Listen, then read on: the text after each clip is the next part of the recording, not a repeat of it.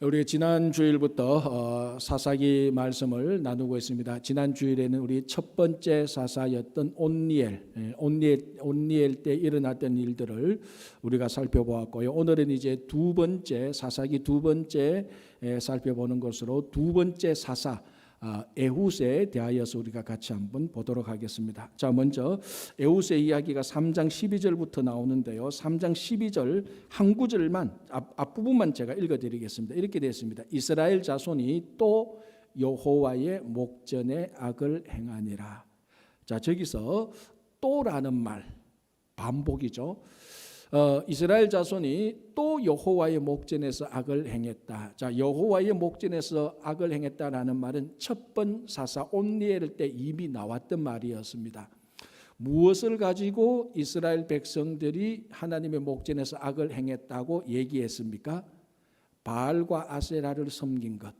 그러니까 가나안 땅에 들어와서 정착하고자 했던 이스라엘 백성들이 번성하고 번영하고 자녀를 많이 놓고 이렇게 살고자 하는 그 욕구를 충족시키기에 가장 적당했던 신, 바알신, 풍족한 신, 바람과 비를 주관하는 신, 번영을 약속하는 신 바알, 그리고 다산을 약속하는 아세라신, 이 바알과 아세라를 섬기면서 그 우상을 섬기면서 그 우상으로 인하여서 나오는 모든 악한 일들, 그것을 행했던 것을 이스라엘 백성들이 하나님의 목전에서 악을 행했다라고 말을 했는데, 오늘 또 이스라엘 백성이 또 여호와의 목전에서 악을 행했다라고 말을 합니다.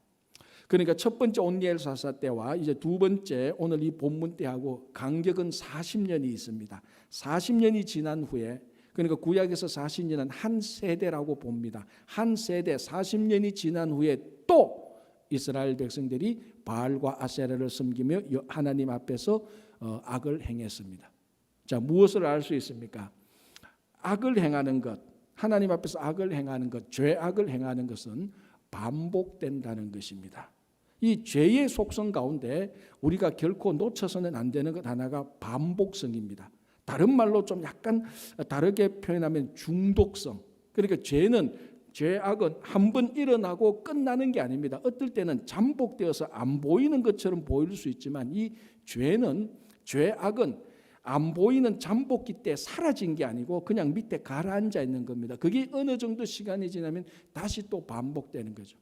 그래서 이 죄에 대해서는 우리가 늘, 죄악에 대해서는 늘 경계심을 우리가 가지고 있어야 되는 것입니다. 자, 아브라함을 한번 보십시오. 아브라함이 갈대아 우르를 떠나서 가나안에 들어와서 그 가족과 함께 하나님께서 지시한 땅에서 살고 있었습니다. 그런데 이 가나안이 기근이 들었죠. 자, 아브라함과 다 가족들이 어떻게 했습니까? 애굽으로 내려갔지 않습니까? 애굽에 내려가니까 거기는 하나님을 섬기는 사람들이 없었습니다. 그러니까 아브라함이 겁이 났습니다. 위협을 느낀 거죠. 무엇 때문에 위협을 느낀가 하면은 자기 아내 사라 때문에 위협을 느낀 겁니다. 이 아브라함이 주변 눈치를 보니까 이 애굽의 남자들이 사라를 좋아하고 있거든요. 이 사라를 자기 아내로 데려가면은 당연히 사라의 남편인 자기가 위협을 느끼기 때문에 뭐라고 말합니까? 내 아내가 아니고 나의 누이다. 이 말 한마디에 사라는 애굽 왕 바로의 아내가 될 뻔했습니다. 그래서 이 아브라함은 자기가 살려고 진짜 비겁하게 자기 아내를 누이라고 속였던 거짓말을 했던 때가 있었습니다. 자, 그리고 난 다음에 한참 시간이 지난 후에 어떤 일인지는 모르겠지만, 무슨 이유인지는 모르겠지만, 이번에도 아브라함과 그 가족들이 애굽 입구 쪽에 해당되는 네게브 지역, 그쪽 이제 그랄 땅이라고 말합니다. 그 그랄 땅에 또 가게 됩니다. 그 당시 그랄 땅에는 블레셋 사람들이 이미 들어와서 살고 있었습니다. 이 그랄 땅에 가니까 거기도 역시 하나님을 섬기는 사람들이 없습니다. 다 우상을 섬기는 사람들밖에 없죠. 그때 아브라함이 또 똑같은 위협을 느끼게 되는 것입니다. 그래서 이 자기 아내 사라를 또 자기 누이라고 또 속이고 또 거짓말을 하게 됩니다. 똑같은 죄악이 반복됩니다. 이 사건을 보면서 일부 자유주의 신학자들, 자, 이 사람들은 진보적인 신학자들입니다. 이 사람들은 이 두 가지 사건, 아브라함이 자기 아내 사라를 누이라고 거듭 반복해서 속였던 이 두 사건이 아니고 한 가지 사건인데, 그냥 2번 반복해서 기록했다라고까지 말을 합니다. 우리가 이 사람들이 말한 바를 전혀 들을 필요는 없습니다만 왜 이 사람들이 이게 2가지 사건이 아니고 1가지 사건이라고 말을 했는가, 그 이유를 한번 생각해 보십시오. 그만큼 너무 똑같은 사건이라는 것입니다. 너무 보기에 너무나 흡사한, 아니 이거는 흡사할 정도가 똑같은 사건이야, 이렇게까지 말을 할 정도로 아브라함은 똑같은 죄악을 반복해서 죄를 저질렀습니다. 이게 죄의 본성, 죄악의 속성입니다. 자, 한 사람이 살면서 죄악을 반복해서 하기도 하지만 또 우리 성경을 보면은 시대가 바뀌었는데도, 바뀐 사람들인데도, 다른 사람들인데도 똑같은 죄를 반복해서 짓는 경우가 있습니다. 그 가장 대표적인 게 북이스라엘의 경우죠. 자, 솔로몬의 아들 르호보암 때에 나라가 북쪽과 남쪽으로 나뉩니다. 북쪽을 우리가 북이스라엘이라고 말을 하고 남쪽을 남유다라고 말을 하죠. 북이스라엘의 첫 번째 왕이 여로보암입니다. 그래서 여로보암이 북이스라엘에 갈라진, 분열된 북이스라엘의 첫 번째 왕이고 이후에 18명이 나타납니다. 그러니까 여로보암까지 합해서 19명의 왕이 나타나는데 이 19명의 왕이 한결같이 100% 여로보암의 길을 걸어갑니다. 자, 그럼 여로보암의 길은 무슨 길이냐? 결론적으로 말하면 우상 숭배의 길이죠. 왜? 여로보암이 북이스라엘의 처음 왕이 되었을 때 그 북이스라엘에 있었던 백성들이 남유다 예루살렘에 있는 성전에 가서 예배를 드리거든요. 왜? 절기 때에 예배 드리는 곳은 지정된 예루살렘에서만 예배를 드리도록 되어 있기 때문에 북이스라엘 사람들이 6월절이나 초막절 되면은 북이스라엘 사람들이 남쪽에 와서 예배를 드립니다. 그러니까 북이스라엘의 초대 왕이었던 여로보암이 그게 국력의 여론 통일에 도움이 안 되거든요. 그래서 어떻게 합니까? 베델과 단에 산당을 만들고 그 산당에 금송아지를 만들어 놓고 이것이 앞으로 너희들이 섬길 신이다라고 말을 해서 자기도 그리고 백성들이 금송아지 우상을 숭배하는 일을 저질렀습니다. 이걸 가지고 계속해서 여로보암의 길이다라고 말을 합니다.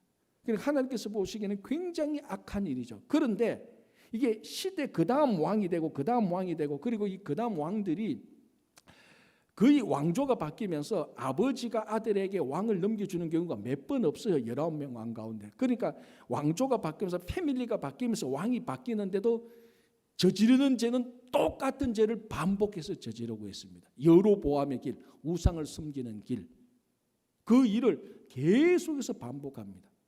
그러니까 이 죄라는 것은 한 사람이 자기 인생에 있어서 똑같은 죄를 반복하기도 하지만 북이스라엘의 19명의 왕처럼 사람이 다른데 시대가 다른데도 똑같은 그 죄를 반복해서 저지릅니다. 왜? 죄의 본성이 반복성 또는 중독성이 있기 때문에 그렇습니다. 자, 여러분 각자의 삶을 보십시오. 여러분 각자가 반복해서 계속해서 걸려 넘어지는 죄악이 있습니다. 사람마다 다르죠. 그리고 어느 한 가정이라는 공동체 또는 어느 한 교회 또는 어느 한 커뮤니티가 30년 전이나 20년 전이나 10년 전이나 올해나 내년이나 똑같이 반복해서 저지르는 죄들이 있습니다. 제가 아는 어떤 한 집안은 그 알코올을 끊지를 못해요. 할아버지부터 알코올, 아버지도 알코올, 그 세대도 알코올이에요. 그리고 그 집안에는 알코올이라는 죄가 계속해서 반복됩니다. 누군가는 언젠가는 이 반복되는 죄의 고리를 끊어야 됩니다.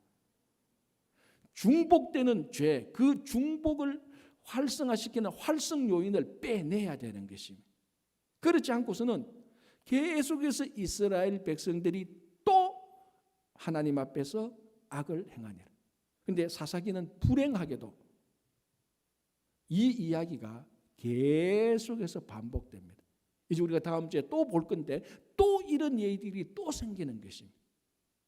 자, 그렇다면은 우리 각자의 삶에서 반복되는 죄, 한 공동체에서 계속해서 반복되는 죄의 이 반복되는 고리를 끊고 죄의 중독을 일으키는 활성 요인을 빼내야 되는데 어떻게 해야 됩니까?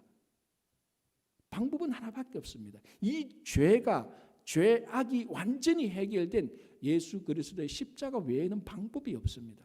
그래서 사도 바울은 자기는 날마다 죽노라라고 말을 합니다. 그 의미에는 여러 가지 의미가 있지만 오늘 이 본문에서 사도 바울은 또 자기가 하루를 살아가면서 여전히 자기 속에 일어나는 반복된 죄를 발견합니다. 탐욕이라든지 이기심이라든지 게으름이라든지, 아무리 사도 바울이 위대한 우리 믿음의 선진이라 할지라도 불완전한 사람입니다. 그걸 발견할 때마다 바울은 매일매일 자기가 자기 자신을 십자가에서 죽이는 겁니다. 그래서 갈라디아에서 뭐라고 말합니까? 이미 우리는 정과 욕심을 십자가에 못 박았다라고 말을 합니다. 죄가 반복성이 있기 때문에 반복성의 고리를 끊기 위하여서 우리는 날마다 십자가 앞에 가서 날마다 우리 자신을 죽을 때에 반복되는 모든 죄, 중복되는 모든 죄의 중독성을 우리는 극복할 수 있습니다. 여러분, 이거는요 인간의 의지로 안 됩니다. 십자가를 의지해야 됩니다. 인간의 의지, 자기 결단으로 절대로 안 됩니다. 반복되는 죄의 고리를 인간의 힘과 결단으로 못 끊습니다. 인간의 의지로 되는 게 아니고 하나님을 의지해야 됩니다. 십자가의 능력을 의지해야 됩니다. 그때에 이 고리가 한번 끊겨질 때, 중독 요소가 빠질 때에 반복되는 죄가 비틀거리면서 깨어지고 무너지는 것이, 여러분 삶 속에 각자가 가지고 있는 죄의 반복된 고리가 끊어지고 중복된 것이 사라지기를 간절히 바랍니다.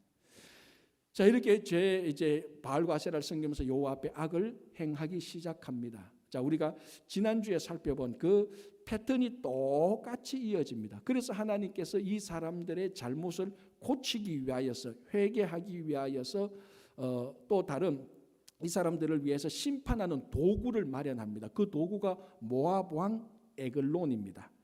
원래는 아주 약한 왕인데 하나님께서 모압 왕 에글론을 오늘 본문에 보면 강성하게 해서 이스라엘을 대적하게 합니다. 그래서 이스라엘을 대적하게 해서 이스라엘 백성들을 18년 동안 다스리게 하는 것입니다. 그리고 그 여리고 성도 다 빼앗아냅니다. 자, 하나님께서 심판의 도구를 마련한 반면에 또 구원의 도구를 마련합니다. 그 구원의 도구는 오늘 이제 우리가 집중적으로 살펴볼 에훗이라는 사람입니다. 하나님께서 이스라엘 백성들을 구원하기 위하여서 에훗을 사용하셨고 그 이전에 심판하기 위해서 에글론을 사용하셨어요. 자, 오늘 특별히 우리가 1차 사사 때는 하나님께서 누구를 사용하셨는가 하면 온니엘이라는 사람을 사용했습니다. 이 온니엘은 유다 지파 사람이고요. 그리고 갈렙의 조카입니다. 그리고 사사로 하나님께서 사사로 세우기 이전부터 이미 잘 훈련된, 정말 사사로서 전혀 부족함이 없는, 사사로서 가장 자질과 능력이 뛰어난 사람이 온니엘입니다. 1대 사사죠. 자, 그런데 오늘 이스라엘 백성들이, 하나님께서 이스라엘 백성들을 모압 왕 에글론에 넘겨버렸습니다.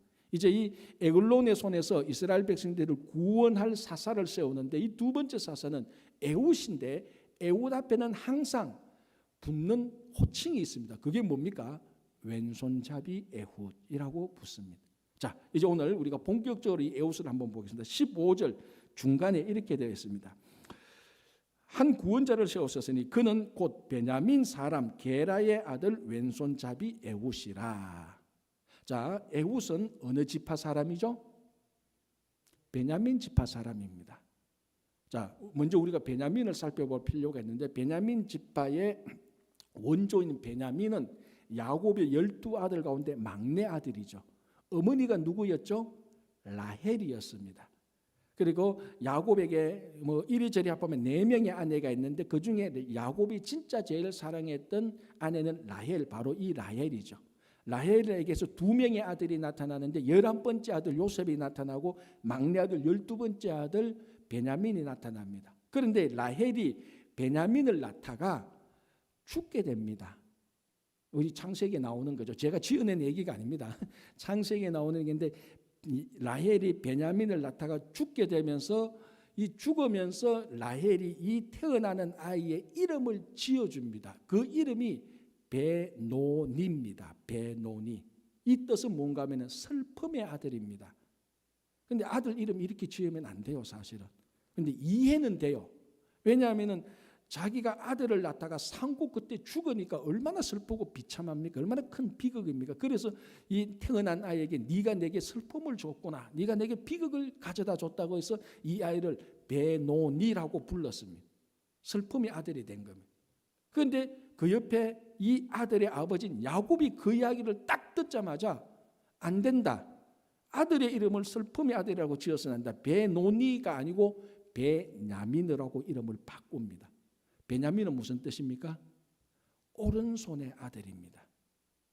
아니, 그러면 또 이렇게 생각할 수 있지 않습니까? 아니, 슬픔의 아들을 이름을 바꾸면은 좀 더 좋은 의미로 바꾸지, 뭐 오른손의 아들을 왜 오른손의 아들로 이름을 지어? 이렇게 여러분이 의문을 가질 수가 있습니다. 그러나 여러분, 구약 성경에 야곱이 있을 때에 오른손은 그냥 왼손 오른손 이런 차원이 아니고 오른손은 권능과 힘의 상징입니다. 여러분, 성경에 하나님께서 왼손으로 우리를 구했다는 그런 본문이 있습니까? 전혀 없습니다. 하나님은 우리를 구할 때 오른손을 쓰십니다. 그리고 항상 오른쪽은 축복의 자리고 오른손은 힘과 권능에 하나님께서 사용하시는 그 손이 오른손입니다. 그걸 알고 있었던 야곱이 슬픔의 아들을 베노니를 비슷한 발음이 나는 베냐민으로 바꿉니다. 그래서 원래는 슬픔의 아들이라고 어머니가 지어줬던 것을 아버지 야곱이 이름을 바꿔서 베냐민이라고 말을 합니다. 그래서 베냐민이 나오게 된 것입니다. 그런데 여러분, 특이하지 않습니까? 베냐민 지파, 오른손의 아들 지파 가운데 왼손잡이 에훗이 나오는 거예요. 유다 지파도 아니고 서불론 지파도 아니고 납달리 지파도 아니고 오른손의 아들 지파에서 오른손잡이가 나와야 되는데 오른손 아들 지파에서 왼손잡이가 나옵니다. 그게 에훗입니다. 자, 오른손은 축복의 자리요, 능력의 자리요, 힘의 자리요, 권능의 자리입니다. 그럼 왼손은 무슨 의미입니까? 그 반대죠. 왼손은 축복이 없는 자리고요, 힘이 없는 자리고, 무능한 자리고요, 멸시당하는 자리고, 부정한 자리입니다. 그게 왼손입니다. 아마 우리는 충분히 이렇게 짐작할 수 있을 겁니다. 이 에훗이 어릴 때 동네에서 자랄 때 다른 사람들한테 왼손잡이라고 많이 놀림을 받았을 겁니다. 왜? 그 당시에 왼손잡이는 다 부정하고 좀 더 과격하게 말하면 저주받은 사람하고 비슷하게 취급을 했거든요. 왼손은 뭘 해도 서투르고 뭘 해도 왼손으로 하는 일은 뭘 해도 안 돼. 뭘 해도 실패하고 뭘 해도 기분이 나빠. 그런데 에훗이 왼손을 써. 동네 애들이 다 놀렸을 거라고. 저 왼손잡이라고. 얼마나 놀렸겠습니까? 그런데 베냐민 지파래. 얼마나 놀렸겠어요. 그러니까 이 왼손잡이는요, 부정하고 연약하고 한마디로 미천한 자고 약한 자입니다. 그런데 오늘 하나님께서 베냐민 지파, 오른손의 아들 지파에서 왼손잡이 에훗을 하나님께서 두 번째 사사로 사용을 합니다. 그런데 두 번째 사사 에훗이 맞서 싸워야 될 상대는 누굽니까? 모압 지파입니다. 그런데 하나님께서 의도적으로 모압을 강성하게 만들어 놓으셨습니다. 그리고 이 모압이 그 주변에는 암몬 사람들과 아말렉 사람들과 연합하여서 18년 동안 지금 이 이스라엘을 다스리고 있습니다. 그러면은 오른손잡이가 나와서 힘 있고 능력 있는 오른손잡이가 나와서 에글론하고 싸워야지 왼손짜리 사람이 나와서 싸우면 안 되잖아요. 상식적으로 말이 안 되잖아요. 그러나 하나님께서는 왼손잡이 약한 자, 미천한 자를 들어서서 하나님께서 모압 왕 에글론과 그 군사를 싸우게 하는 것입니다. 무슨 말입니까? 하나님께서 약한 자를 쓰십니다. 의도적으로 약한 자를 쓰십니다. 의도적으로 미천하고 멸시받는 자를 썼습니다. 어릴 때 동네 애들한테, 동네 마을 사람한테 놀림을 받았던 사람, 저 바보 멍청이, 저 봐 왼손밖에 못 쓰는 사람, 그 사람을 하나님께서 의도적으로 들어서 쓰고 있습니다. 자, 고린도전서 1장 27절 28절에서 사도 바울이 이렇게 말합니다. 제가 한번 읽어드릴게요. 그러나 하나님께서 세상의 미련한 것들을 택하사 지혜 있는 자들을 부끄럽게 하려 하시고 세상의 약한 것들을 택하사 강한 것들을 부끄럽게 하려 하시며 하나님께서 세상의 천한 것들과 멸시받는 것들과 없는 것들을 택하사 있는 것들을 패하게 하시나니. 여러분, 이 사도 바울이 고린도전서 1장 27절에서 28절에서 고백했던 이 내용은 100% 왼손잡이 에훗에게 그대로 적용되는 것입니다. 미련하고 약하고 연약한 것들을 택하사 강하고 지혜롭고 똑똑한 것들을 부끄럽게 하십니다. 왼손잡이를 들어서 가지고 모압 왕과 그 연합군을 하나님께서 이기게 하셔서 그 강성한 군대를 패하게 하시는 거예요. 이게 하나님께서 약한 자를 들어서 사용하시는 것입니다. 여러분, 인류 역사적으로 가장 위대한 제국은, 세계사적으로 가장 위대한 제국은 로마 제국입니다. 물론 땅을 가장 많이 차지한 제국은 몽고의 징기스칸이죠. 가장 넓은 땅을 차지했지만 땅 많이 차지하면 무엇합니까? 영향력이 없는데 로마 제국 1500년 동안의 영향력은 유럽의 모든 것은 다 로마에서 나온 거예요. 세계사를 보면 유럽의 모든 문명은 다 로마에서 나온 겁니다. 정치, 경제, 사회, 문화, 종교까지도 다 유럽 것은 전부 다 로마 겁니다. 그만큼 로마는 위대한 제국이었습니다. 그래서 어느 역사가는 지금까지 어떤 나라나 어떤 민족이나 어떤 인종이 어떤 문화가 로마를 정복한 적이 없다라고 말합니다. 그래서 로마는 사실은 스스로 멸망해버린 거예요. 너무 강하니까. 그런데 1500년 역사 동안에 딱 한 그룹, 한 세력, 어떻게 말해야 될지 모르지만 딱 한 그룹이 로마 구석구석까지 정복한 게 있습니다. 그게 뭔지 아십니까? 그게 기독교입니다. 1500년 동안 유일하게 기독교만 로마 제국을 진짜 정복해버렸습니다. 물론 총과 칼로 정복한 게 아니죠. 복음으로 정복한 겁니다. 여러분 다 아시다시피 313년에 콘스탄티누스 황제가 그때 선포하지 않습니까? 기독교를 로마의 종교로 인정하고 더 이상 핍박하지 않는다. 나중에 테오도시우스 황제 때는 진짜 공인된 종교로 인정해버리는 것입니다. 그때부터 이 기독교는 로마 제국 구석구석 다 퍼져가게 되는 겁니다. 여러분, 로마 제국이 처음에 예수 믿는 사람들을 얼마나 핍박했습니까? 황제 숭배하라고 핍박했고요, 멸시했고요. 황제 숭배 안 하면요 비즈니스도 못하게 만들었고 자녀들 학교도 못 다니게 만들었어요. 황제 숭배 표시증이 있어야 돼. 처음에 그러니까 예수님께서 돌아가시고 난 다음에 예수를 따르는 사람을 그렇게 핍박하고 멸시하고 조롱했던 로마 제국이 예수 믿는 사람들 그 기독교에 의해서 도로 뒤집어져서 로마가 기독교에 의해서 정복되어져 버렸습니다. 자, 여기서 중요한 것은 처음 이 거대한 로마 제국의 복음을 전했던 첫 번째 사람들이 누굽니까? 예수님의 12제자들 아닙니까? 예수님을 따라다녔던 그 아낙네들입니다. 얼마나 그 시대에 약하고 미천한 사람들입니까? 갈릴리 출신이잖아요. 갈릴리는요 유대 지역에서도 제일 멸시받고 우리 말하면은 뭐랍니까? 천민들이 사는 지역이 갈릴리 지역입니다. 예수님께서 갈릴리 지역 사람들의 어부들을 사용하셨습니다. 예루살렘의 신하들, 궁중들, 귀족들 데리고 제자로 안 삼았습니다. 거대한 로마 제국에 그 유대 그 가나안 조그만 지역에 가장 미천한 지역에 갈릴리 사람들을 불러서 정말 마치 역사적으로 본 왼손잡이 애국과 같은 사람들만 다 불러가지고 이 사람들을 훈련시키고 부활을 경험하게 하고 성령을 경험하게 해서 드디어 로마 제국의 복음을 전하기 시작해서 로마가 복음에 정복되는 것입니다. 여러분이 예수님의 12제자들은요 자기들이 대부분 직업이 어부잖아요. 이 어부라는 사실은 율법을 더 이상 공부하지 못하는 탈락자들, 실패자들이라는 의미가 있습니다. 그 유대인들 가운데 율법 공부하는 단계가 3단계가 있습니다. 그 당시에 베트 세페라, 베트 탈무드, 베트 미드라시 이 3과정을 거치고 난 다음에 율법을 배울 수 있는 자질이 되는 사람은 자기가 존경하는 랍비한테 가서 나를 제자로 맞아 주십시오라고 말을 합니다. 그럼 랍비가 딱 보고 이제 토론을 해보고 질문을 해보고 자기 제자가 될 자격이 있으면은 랍비가 그 제자에게 무슨 말을 하는 줄 압니까? 통과했다는 말로 나를 따라오너라 그 말을 합니다. 그러면은 이 사람은 그 랍비의 제자가 돼요. 예수님께서 갈릴리 어부들한테 뭐라고 말했습니까?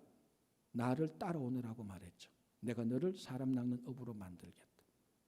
예수님께서 보셨을 때에 이 제자들은 갈릴리에 있는 어부들은 이미 원래 한 번 실패한 사람입니다. 그때 이 랍비가 제자를 보고 자격이 있으면 나를 따라오너라고 말을 하는데 자격이 없으면 뭐라고 말합니까? 네가 율법을 참 사랑하는 건 좋은데 집에 가서 기업을 이어라라고 말을 합니다. 그러니까 기업을 이어서 일하고 있는 사람은 우리말로 하면 고등학교 대학에서 다 떨어진 사람이에요. 그러니까 베드로, 안드레, 야고보는 사실은요 고등교육에서 다 떨어진 사람입니다. 그런데 예수님께서 그들을 의도적으로 찾아가셔서 나를 따라오라고 해서 가장 약하고 미천한 자를 데리고 예수님께서 로마 제국의 복음을 전하게 한 것입니다. 여러분, 이게 우리 이민자들에게 얼마나 큰 위로가 되는지 모릅니다. 우리 이민자들은, 미국의 이민자들은 뭐 형편에 따라 좀 차이가 있지만 역시 미국이 볼 때는 여전히 왼손잡이 애국과 같은 사람입니다. 여전히 연약한 사람이고 여전히 미천한 사람이고 여전히 부족한 사람들입니다. 그런데 여러분, 지금 미국을 한번 보십시오. 여전히 미국은 10년 전, 20년 전 가만히 보면 복음의 가치가 계속해서 떨어지고 있습니다. 학교 교육도 그렇고 정치, 경제, 사회, 문화, 그 모든 인간의 가치에 있어서 지금 미국은 복음의 가치, 교회의 중요성이 계속해서 밑으로 떨어지고 있는 상황입니다. 이때 하나님께서 누구를 들어서 이 미국의 복음을 선포하게 할 것입니까? 주류 백인들입니까? 저는 그렇게 생각하지 않습니다.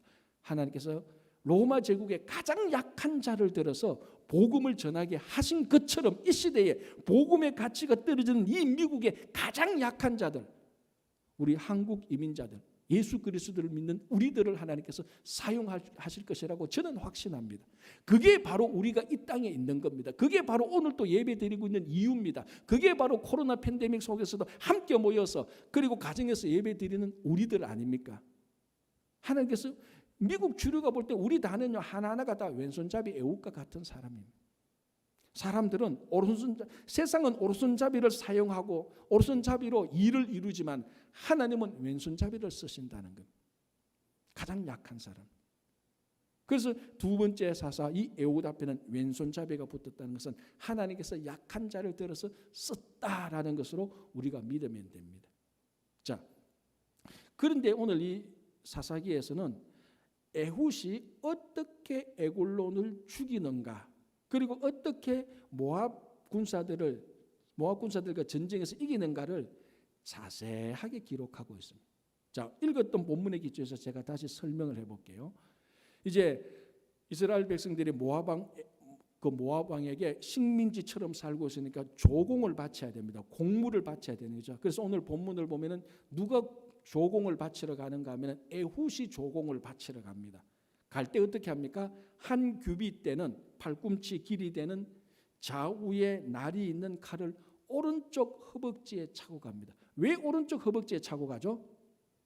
왼손잡이니까. 그렇죠. 여러분 한번 보십시오. 드라마나 보십시오. 칼집이 왼쪽에 있는 사람은 오른손으로 칼을 빼내서 칼집은 왼손에 있습니다. 오른손잡이의 칼집은 왼손에 있고 왼손잡이의 칼집은 오른손에 있습니다. 오른쪽에 있습니다. 그러니까 지금 조그마한 칼을 숨겨야 되는데 겉으로 드러내지 못하니까 이 오른쪽 허벅지 안쪽에 숨기고 갑니다. 조공을 바치러 갈 때 의도가 있는 거죠. 에글론을 암살하겠다는 의도가 있는 것입니다. 그래서 가서 조공을 바칩니다. 바치고 함께 갔던 사람들이 조공을 바치고 돌아옵니다. 돌아오면서 에훗이 함께 있던 사람들을 먼저 보내고 에훗은 다시 에글론에게 돌아갑니다. 돌아가서 독대를 요청하죠. 독대를. 개인적으로 1대1로 만나고 싶다. 왕이시여. 왜 하니까 하나님이 내게 은밀한 비밀의 말을 해준 게 있는데 그걸 내가 왕에게 얘기해 주고 싶습니다. 그러니까 아마 에글론이 굉장히 호기심도 생기고 이 분위기를 보니까 자기한테 뭐 나쁠 것 같지 않거든요. 그러니까 여러분 그러니까 모압 왕이 이스라엘 민족, 그러니까 다른 민족이지 않습니까? 식민지 살고 있는 민족입니다. 그 민족의 한 사람이 독대한다고 해서 독대할 수 있는 법이 없어요. 그렇지 않습니까? 그래도 모압 왕인데, 그런데 독대하자라고 들어오라라고 말을 합니다. 분명히 그래서 여기서 많은 주석가들이 이 본문을 보고 그때 전후 사정을 봤을 때 신하들이 왕이 독대하러 가는 이 에훗의 몸을 수색합니다. 그렇잖아요. 암살 무기가 없어야 되잖아요. 그런데 그 당시는 다 용사들은 오른손을 썼습니다. 그래서 몸을 수색하도 왼쪽 허벅지, 왼쪽을 봅니다. 칼집이 있는지 칼이 있는지. 그러니까 왼쪽을 툭툭 집어넣으니까 없으니까 들어가라고 했던 것입니다. 그런데 에훗은 왼손잡이기 때문에 유일하게 에훗은 칼과 칼집은 오른쪽 허벅지에 있습니다. 아마 그 신하들이 경계하지 않았습니다. 허투루 조사를 했던 겁니다. 그래서 들어갔습니다. 들어가서 1대1로 독대를 합니다. 독대하실 때, 자 오늘 본문 보십시오. 3장 21절에 분명히 이렇게 말합니다. 에훗이 왼손을 뻗쳐 그의 오른쪽 허벅지 위에서 칼을 빼어 왕의 몸을 찌르매. 오른손을 뻗친 게 아니고 왼손을 뻗쳐서, 즉 이스라엘의 대적 에골론을 죽이는데 사용한 손은 왼손이었습니다. 어릴 때 가장 조롱을 많이 받았던 왼손. 아마 에훗은 이 왼손 때문에 마음의 상처가 엄청 많았을 겁니다. 왜 다른 사람은 다 오른손을 쓰는데 나는 왜 이 왼손만 써? 나는 이게 내 인생의 제일 트라우마야. 제일 약점이야. 분명히 그렇게 생각했을 수도 있을 겁니다.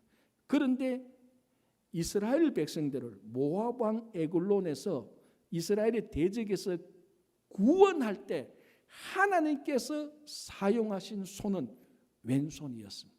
가장 상처가 많았던 손, 가장 멸시를 받았던 손, 가장 미천한 손, 가장 약점, 단점이 많은 손, 그 손을 하나님께서 사용하여서 이스라엘을 구원해 내신 것입니다. 여러분, 약점을요 하나님이 쓰시면 장점이 되는 겁니다. 여러분, 인류 역사를 한번 보십시오. 많은 사람들이 자기 장점을 잘 개발해서 좋은 일을 한 사람도 많아요. 그러나 그 사람들의 자서전이나 전기를 보면요, 엄청나게 많은 사람들이 자기 약점으로 인하여서 위대한 사람 된 사람이 너무너무 많습니다. 약점을 사랑하십시오. 약점이 우리를 구원합니다. 특별히 하나님께서 우리 약점을 들어서 사용하실 때 그 약점은 더 이상 단점이나 나쁜 게 아니고 정말 위대한 장점이 되는 겁니다. 하나님의 가장 좋은 도구가 되는 겁니다.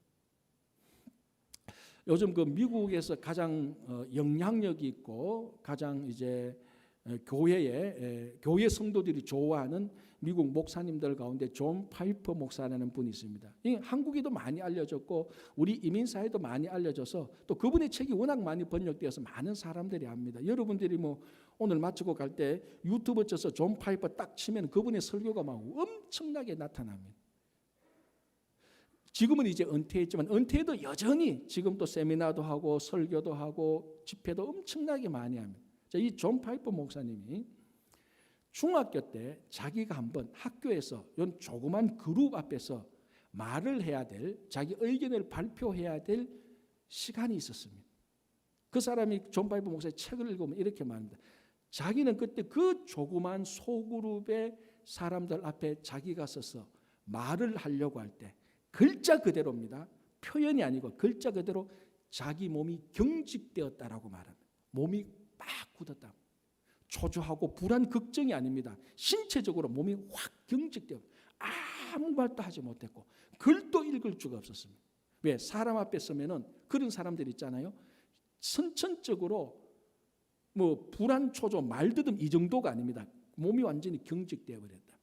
그래서 이분이 소명을 받고 공부를 하는데 목회를 하지 않았어요. 처음에는 공부를 하고 신학자에서 학교에서 강의를 해서 한 10년 동안 강의를 했어요. 왜? 자기는 설교하는 게 이게 너무 어려우니까 강의는 뭐 강의로 가지고 이렇게 하면 되니까. 그런데 언제부턴가 하나님으로부터 목회에 대한, 설교에 대한 콜링이 생깁니다. 그래서 그때부터 이제 학교를, 대학을 떠나서 교회에 와서, 그게 그 유명한 미네아폴리스 베들레헴 침례교회죠. 베들레헴 교회에서 목회를 하는데 그때부터 이 존 파이퍼 목사님의 메시지와 목회가 전 세계로 퍼져나가기 시작합니다. 자기는 이 존 파이퍼 목사님의 아버지도 복음 전도자였습니다. 아버지가 복음 전하는 거 보고 자기는 절대로 그렇게 하지 못한다고 말했습니다. 왜? 자기는 말하는 것이 약점 중에 약점이니까. 에훗에게 있어서는 왼손하고 똑같은 것이었습니다. 사람 앞에 서면 경직되니까 몸이 굳어버리니까. 그런데 하나님께서 존 파이퍼 목사님이 바로 그것을 썼습니다. 바로 그 사람 앞에 설 때 경직되는 그 약점, 그것을 써서 목회를 하도록 하고 설교를 하도록 하고, 그래서 미국에서 가장 영향력 있는 설교자 가운데 한 사람이 된 거예요. 여러분, 하나님께서 우리들에게는 달란트를 분명히 주십니다. 장점을 주시죠. 장점을 분명히 사용합니다. 그러나 여러분 삶 속에 있는, 그리고 여러분들의 가정과 우리들의 공동체에 있는 약점을 절대로 저주하거나 무시하거나 멸시해서는 안 됩니다. 하나님께서 그 약점을 썼을 때, 그 약한 자를 썼을 때, 약한 자가 아니고 가장 강한 자가 되고 가장 지혜로운 자가 되고, 약점이 아니고 가장 강한 강점이 되는 겁니다.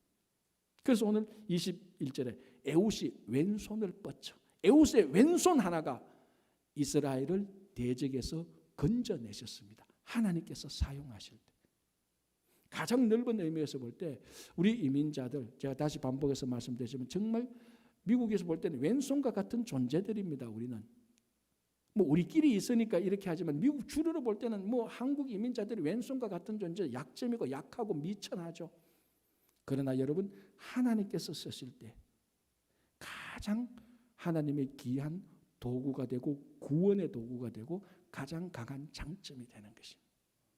여러분, 죄는 계속해서 반복됩니다. 십자가에서 이 죄의 고리를 끊어야 되고 중복을 일으키는 활성 요인을 꺼내야 됩니다. 그리고 여러분, 약점이 있습니까? 없는 사람이 없죠. 약점을 사랑하십시오. 약점을 하나님 앞에 내놓으십시오. 하나님께서 그 약점을 쓰실 때 정말 구원의 도구가 되는 것입니다.